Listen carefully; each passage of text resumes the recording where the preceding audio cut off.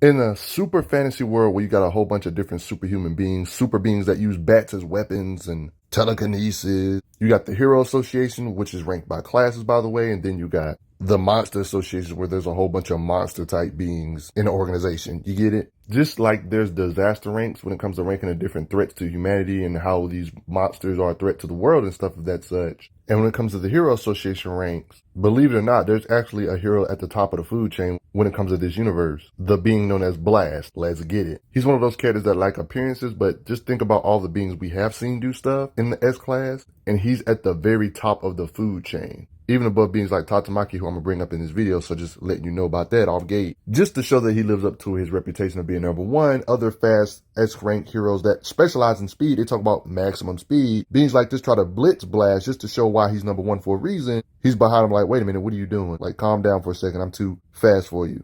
Something I'm going to go over later in the video, but when Saitama was fighting this being Cosmic Garo, when it comes to speed, he was watching the attack and was able to perceive how dangerous it was. One could say this is a form of reflexes because he was able to see it. And we know how overpowered and fast Saitama is. He can kind of do some blitzing type stuff when it comes to speed. You can see his fist look like a blur in this panel. While their punches were mid-flight, he was able to tell how much energy was going on. This is all reflexes for him to be able to perceive all this before their punches even landed.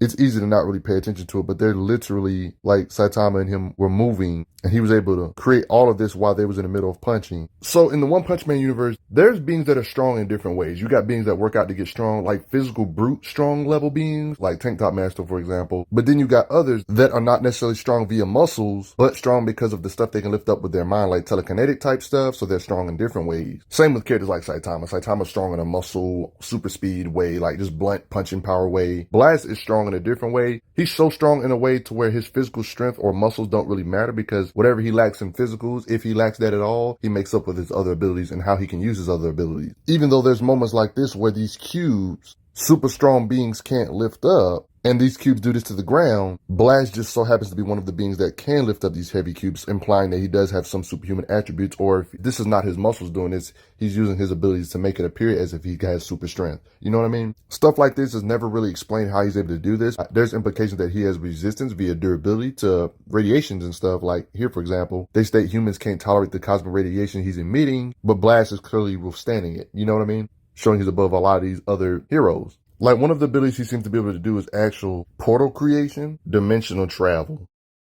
Blast can do these things. It's clear he has abilities of teleportation, like how he can teleport this away, this cube away, for example. They explain it like he warped in, like how this hole opens up, big old portal looking black hole looking crap opens up, and he pops through. That's his ability. I mean, it's stated here he has the ability to manipulate space-time. Somehow he was able to touch Tatsumaki's head, apparently, and he was able to do some telepathy type stuff. He touched her head and he was able to see her little sister. Okay. They state stuff like this about him, talking about he can manipulate the reality of the cosmos or some crap. When he puts his hands together like this, he can teleport himself, others, and it looks like an infinity symbol when they teleport others away. His teleportation ability, or this dimensional ability, is what makes him a threat, like putting his hands together like an infinity logo. He can do attacks like dimensional cannon, like blast power.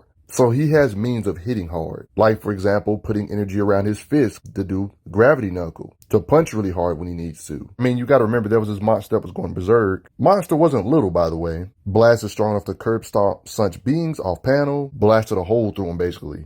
The part that makes him very powerful is that he can hit hard with this gravity manipulation type stuff thanks to his portal creation and all that stuff, and shoot energy blast type of thing. But he can create portals all around the area and punch you in all type of different directions, because he can kind of teleport his fist to another location. So if his opponent is right here, for example, he can make a fist that basically comes behind him and hit him, even though he himself is in front of that opponent like this. You can kind of get an idea of his fighting style. It's kind of hard to run away. If you run away this way, for example, he can make a portal. You go through the portal, then you come out this way. Then you just want to land right in his fist to get hit again, and he can just kind of repeat this process and spam it with a volley of punches, like a loop.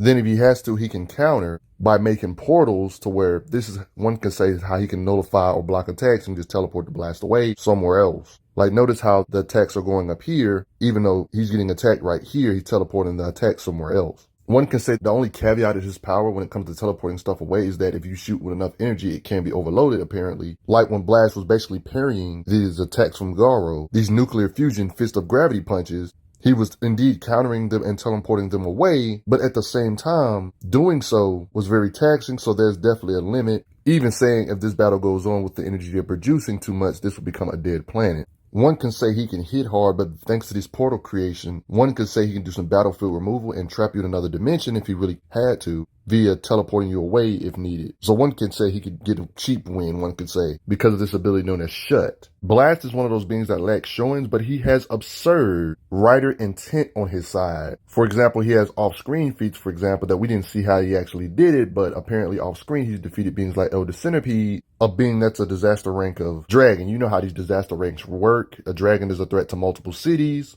Forced this being to the brink of death 2 years ago. This being Blast did this. A good way to really understand how strong Blast was this being Garo. Like, Garo went through a lot of evolution and power up, and this guy was putting work on a lot of S tiers. Some strong S tiers, might I add. Like, even top 20 S tiers.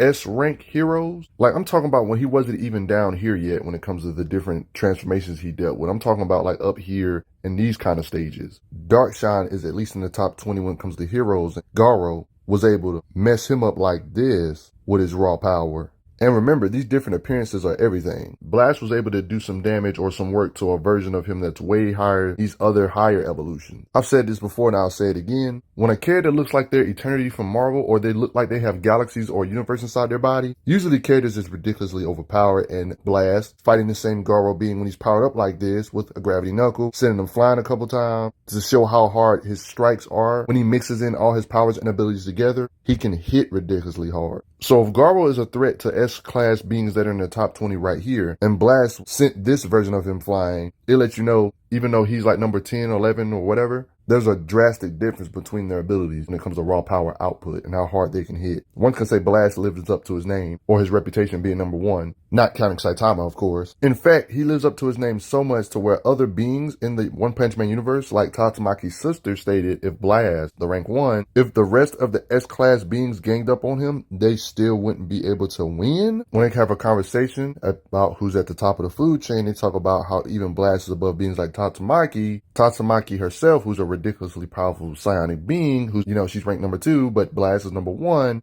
The only reason she is like the go-to hero is because Blast is busy doing other stuff. This is crucial because Tatsumaki has fought fused dragon level beings like Psychos, for example. Somebody that's another psionic being that can shoot crazy blast power. Tatsumaki fought a being that can blast, that can cut continents, basically, or a big chunk of the Earth's crust off the ground. Yes, lifted all of that mass up with one blast. And this is the type of stuff Tatsumaki and Blast is above her. Beings like Tatsumaki, who Blast is ranked higher than, can battle beings that can blast, that can threaten the planet, because Tatsumaki even says, you gotta make sure these blasts don't hit ground level. Even back in the day, Tatsumaki looks up to Blast. Despite this being known as Psychos being able to blast continents apart, basically, Tatsumaki can nullify these attacks. This can give you an idea of how much output Blast can produce in his own way. Because Tatsumaki clashed with this being and made it like a huge storm as collateral of their battle. Tatsumaki nullified this being's attacks that can level continents, basically, or split them. Tatsumaki, when she gets serious, stated here, can literally twist the city up and mess up this being. The city is being twisted, by the way. She's a lower rank than Blast. Blast has to be able to twist cities up or easily blast apart cities if Tatsumaki can do this. No pun intended, Blast can literally blast cities apart if he had to, based on the fact that we assume he can do whatever Tatsumaki can do but better because he's a higher rank in raw power. You're probably thinking, oh man, just because he can teleport attacks away of a certain level doesn't mean his power production is on that level. Well, I would have thought the same if we didn't see the collateral of what he's able to deflect, like, or teleport away, was literally linked to how much energy the gate can withstand. So it shows that the gate can withstand a certain amount, so there's a limit to how much he can produce or transfer away. So the way they're writing him, they're trying to say however much energy he can teleport away is correlated to how much power he has in general or whatever. With his portal gate generation, he can definitely deflect nuclear bomb level attacks.